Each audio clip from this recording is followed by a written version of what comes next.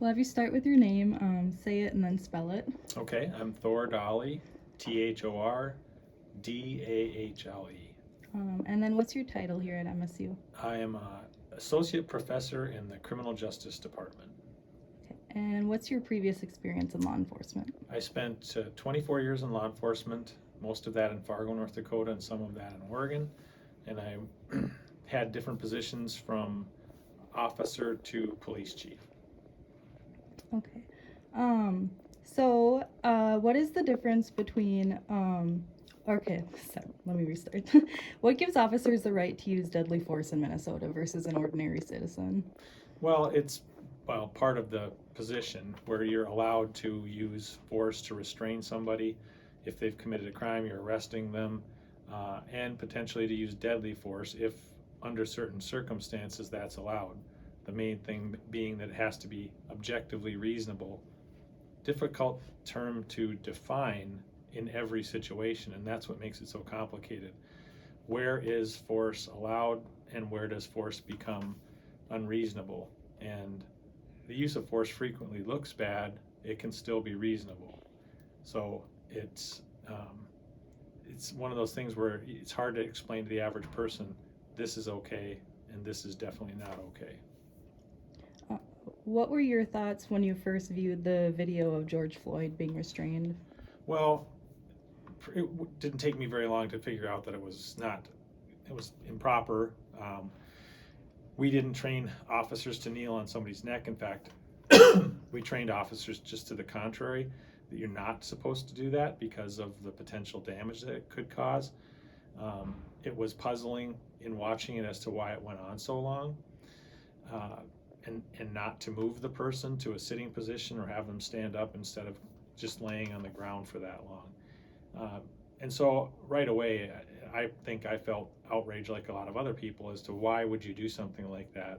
And to some degree, it almost appeared as though the officer did not like being challenged by the crowd and them suggesting he was doing something wrong, and then him trying to prove the point that he didn't have to listen to them. So it was obviously a very troubling situation, and to me, it was pretty evident the use of force was improper. What do you think of the duty to intervene law, and why do you think the other officers on the scene didn't intervene in the situation? A lot of agencies already had that in their policy, and Minneapolis did too. The state of Minnesota just codified it so that there's a distinct lawful duty to intercede, and if you don't, then you can be held criminally responsible for your failure to do so. So I think the expectation was already there, and for most officers, I think this is a good thing because it tells them you have to act, where maybe in the past they might have felt uncomfortable and that maybe they could avoid it. Now you can't avoid it. The tricky part is it's again based on that term objectively reasonable. If the force that's being used by another officer is not objectively reasonable, you're supposed to intercede. What exactly that means can be tough depending on the situation. Sorry. Okay. What do you predict the future of policing is going to look like in Minnesota?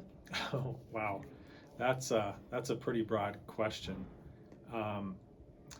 There's definitely, I think, going to be changes made, and part of it is based on what's happened in the last few years.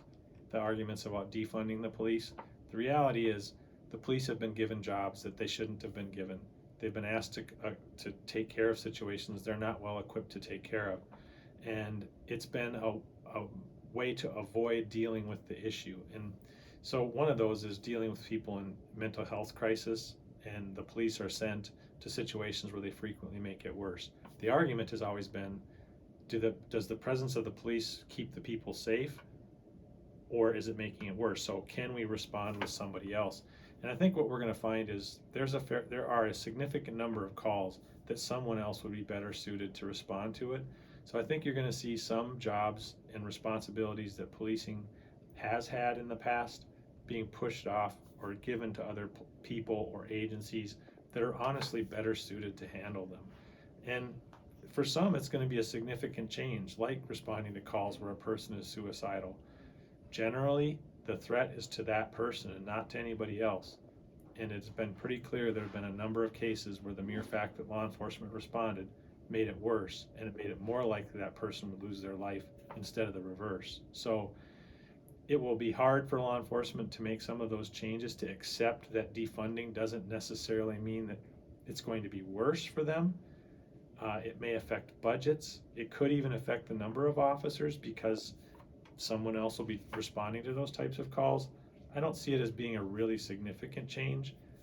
And it's really going to be up to law enforcement to be willing to be, especially leaders, to be introspective about this and accept that some things are going to change, and they can be part of that process, or they can fight it and be an obstruction to the detriment of their own profession.